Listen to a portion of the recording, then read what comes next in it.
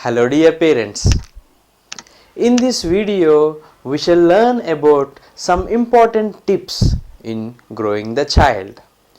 How to be a good parent? What makes a good parent?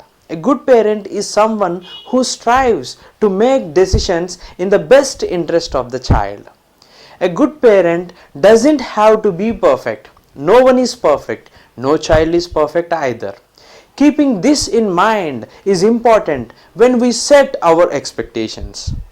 Successful parenting is not about achieving perfection, but it doesn't mean that we shouldn't work towards that goal. Set high standards for ourselves first and then our children second.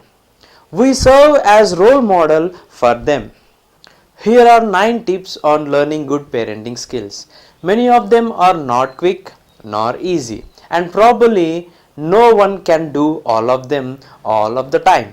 But if you can keep working on the tips in this parenting guide, even though you may only do part of these some of the time, you will still be moving in the right direction. Point number 1. Be a good role model. Walk the walk. Don't just tell your child what you want them to do. Show them.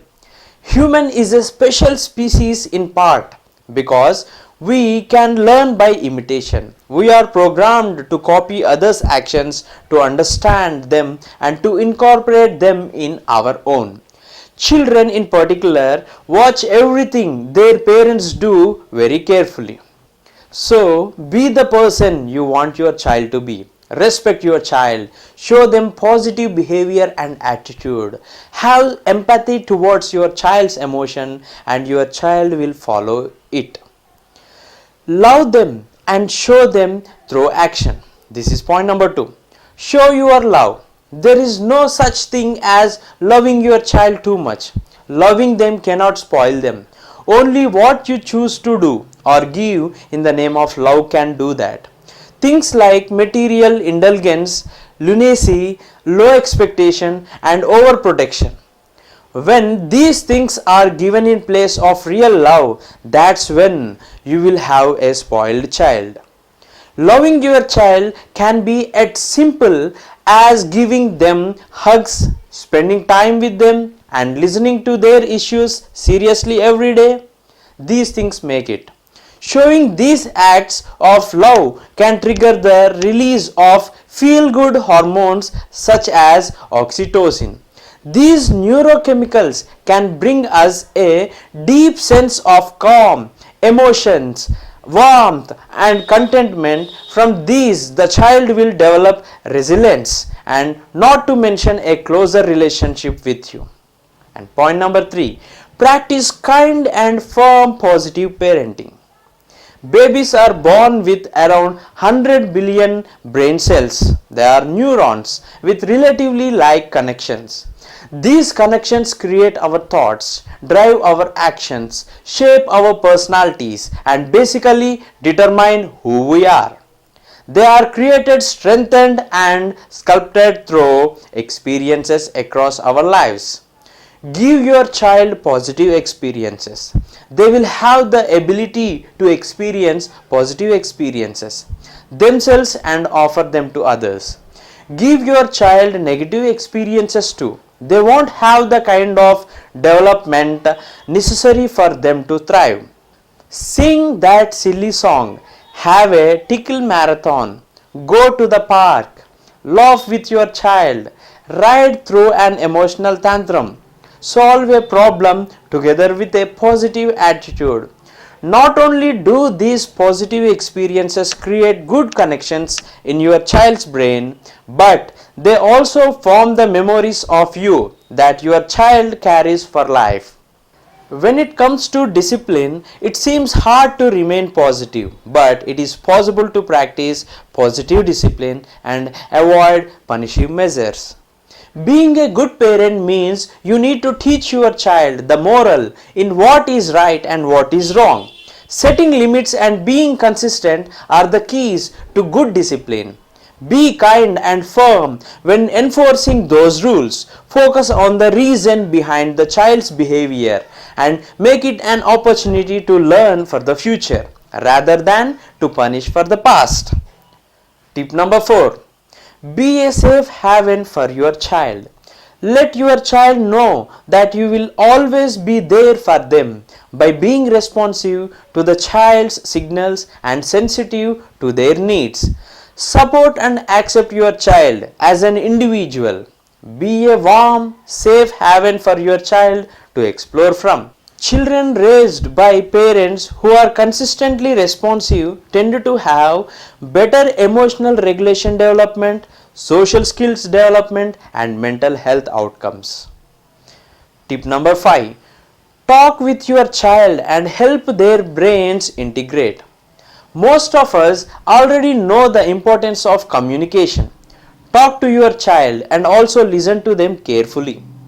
By keeping an open line of communication, you will have a better relationship with your child and your child will come to you when there is a problem.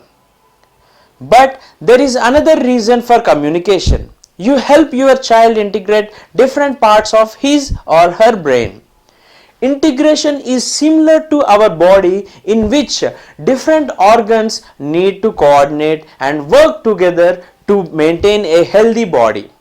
When different parts of the brain are integrated, they can function harmoniously as a whole, which means fewer tantrums, more cooperative behavior, more empathy, and better mental well-being. To do that, talk through troubling experiences. Ask your child to describe what happened and how he or she felt to develop a turned communication. You don't have to provide solutions. You don't need to have all the answers to be a good parent.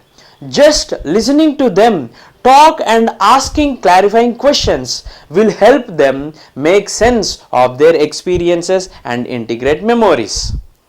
Tip number 6. Reflect on your own childhood. Many of us want to parent differently from our parents. Even those who had good upbringing and a happy childhood may want to change some aspects of how they were brought up. But very often, when we open our mouths, we speak just like our parents did. Reflecting on our own childhood is a step towards understanding why we parent the way we do. Make note of things you would like to change and think of how you would do it differently in a real scenario.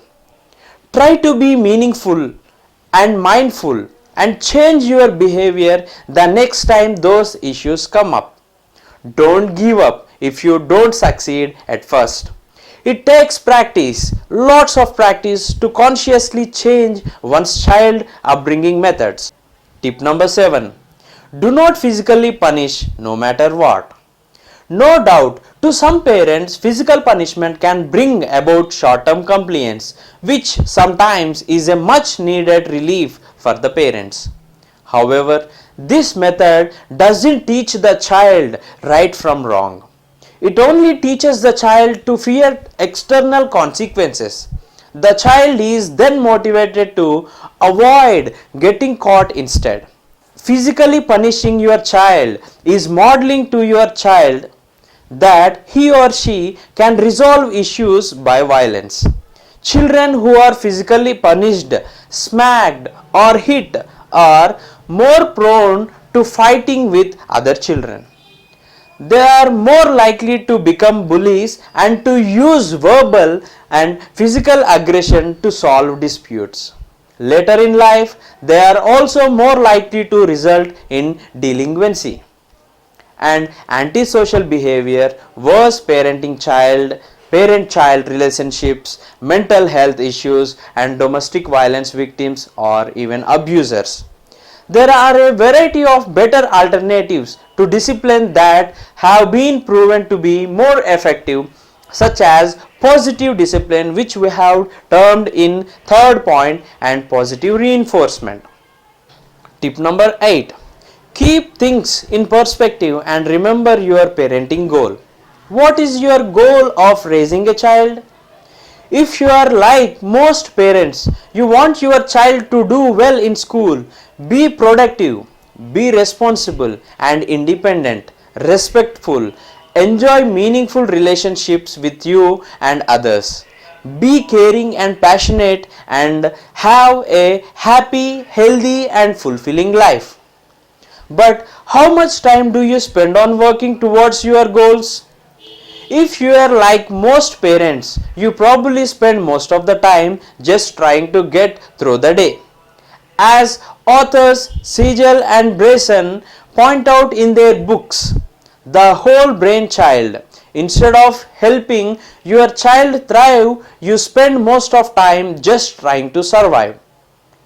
To not let the survival mode dominate your life, next time you feel angry or frustrated, step back. Think about what anger and frustration will do for you or your child instead. Finding ways to turn every negative experience into a learning opportunity for him or her. Even epic tantrums can be turned into invaluable brain sculpting moments.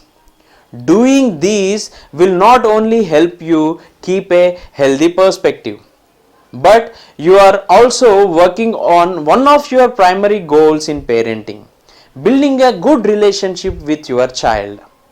Hopefully, I think you have understood these tips and you may follow them, but not perfectly. Try to get to the perfection.